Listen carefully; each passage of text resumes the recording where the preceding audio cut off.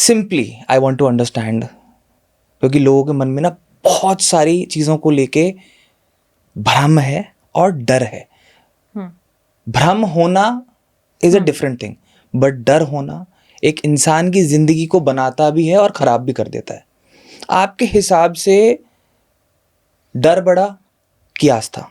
ये तो इंसान पे डिपेंड करेगा। किसी के लिए उसका डर इतना बड़ा हो सकता है कि उसके सर को इतना पार कर दे कि फिर भगवान अगर स्वयं आ जाए तो भी उस इंसान जो है ना वो डर को ही बड़ा मानेगा। और अगर आपकी आस्था या विश्वास या ईश्वर या भगवान जिस पे भी आप बिलीव करते हो, तो फिर कितने से भी बड़ा मुश्किल समय या आपको बोलो कैसी भी एनर्जी नेगेटिविटी आपकी लाइफ में आ जाए तो फिर उसकी तरफ आपका ध्यान भी नहीं जाएगा। Really? तो ये एक्चुअली सबसे बड़ी क्या चीज़ है, आपका माइंड जिसको आप सेट करोगे, your psychology, your thought processes about things in life. It's not about God, it's not about fear, it's not about ghost. जो आपने मन में ठान ली थॉट प्रोसेस जो है वो सबसे बड़ी चीज़ रहेगी आपकी लाइफ में। बहुत सारे लोगों को ऐसा हर समय लगता रहता है हमारे ऊपर ब्लैक मैजिक है, हमारे ऊपर किसी ने नज़र लगा दी, हमारे साथ कोई ये कर रहा है। वो यूजुअली अपनी लाइफ में प्रॉब्लम्स के लिए खुद को जिम्मेदार नहीं मान के दूसरे लोगों पे बोल देते हैं। Wow. या फिर भगवान की वजह से ऐसा हुआ, भगवान नहीं चाहते मेरा काम बने, मैंने तो इतना जल चढ़ाया शिवलिंग पे, करा ऐसे करा वैसे करा, पर आपने वो किसी आउटकम के लिए करा, लालच के लिए करा, आउटकम के लिए करा? क्या आपने एक्चुअल डिवोशन से अपनी उस एनर्जी को फील करा?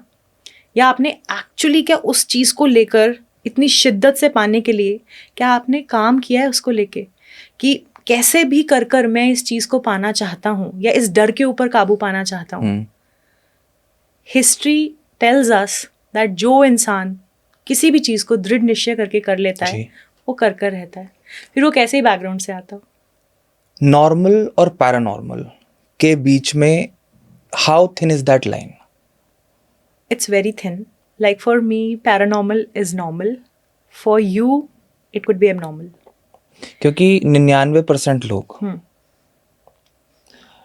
डर की वजह से आस्था में जाते हैं, मेरा ऐसा मानना है। 99% तो नहीं कह सकते, बट हाँ काफ़ी लोग डर की वजह से जाते हैं आस्था की तरफ। That is true.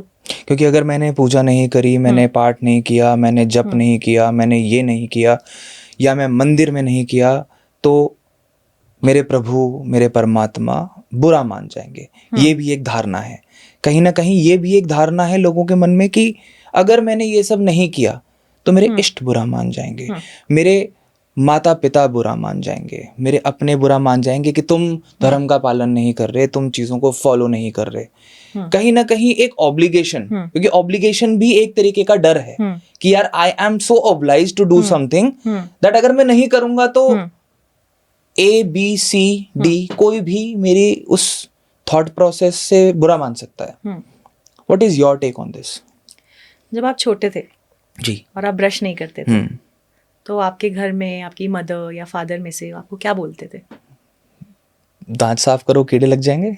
Correct, right. तो कहीं ना कहीं हमारे पेरेंट्स या हमारे गार्जियंस एक बहुत बड़ा रोल लेकर आते हैं कि हम आस्था को किस पर्सपेक्टिव से That's देखते too हैं। deep. If we correlate this, Yes. it's too deep. Yeah. Because I am parenting my daughter, she's a 6-year-old. And everything जो भी मैं उसको बोल रही हूँ, जैसे समझा रही हूँ कि ये fear based नहीं हो कभी भी गॉड से कनेक्शन, या उसको अगर ब्रशिंग से रिलेटेड कोई बात बतानी है या किसी चीज़ से लेकर बतानी है, तो ये पूरा कोरिलेशन अगर हम देखें कि हम फियर कर कर कोई चीज़ करते हैं, या यूजुअली जब किसी की शादी होनी है, कुंडली मिलान होता है, तो उसके अंदर किसी ना किसी वे से बताई जाती हैं चीज़ें।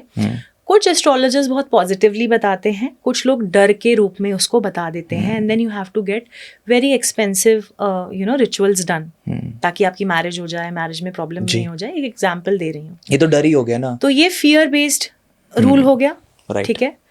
पर अगर मैं आपको ये बोलूं कि इन सारी चीज़ों को अगर हम साइड में रखकर अपने faith could be on anyone, your सबसे पहले तो have some faith on yourself, your self esteem.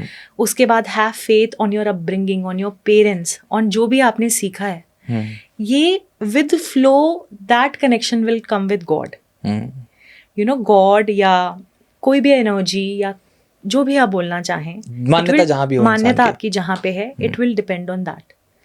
तो ये जो आपने क्वेश्चन पूछा है सबसे पहले कि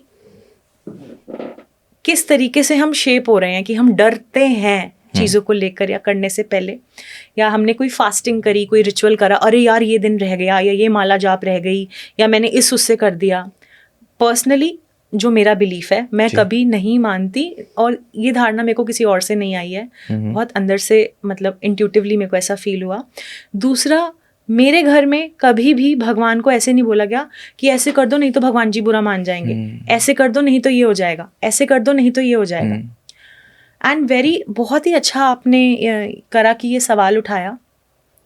जैसे थ्रू आउट माई लाइफ जी, अगर मुझे बोला गया ट्यूसडे को सर नहीं धोते, थर्सडे को सर नहीं धोते, आपने सुना होगा, सैटरडे को सर नहीं धोते, इस दिन हेयर कट नहीं कराते, ये नहीं करते, इस दिन हेयर कट नहीं कराते, एकादशी पे चावल नहीं खाते, ठीक है, या अमावस वाले दिन ये नहीं करते।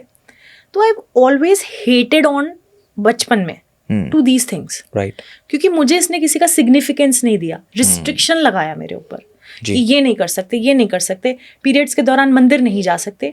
तो आपको बताया ही नहीं गया कि क्यों नहीं कर सकते, व्हाट इज द रीजन। अब इतने ब्यूटीफुल वीडियोस के साथ रीजनिंग आ रही है, तो जहां मन करता है मानने का वहां मैं मानती हूँ, और जहां पे मुझे ऐसा लगता है कि नहीं, this thing is not logical to me, या ये नहीं हो सकता, तो मैं वहां नहीं मानती हूँ।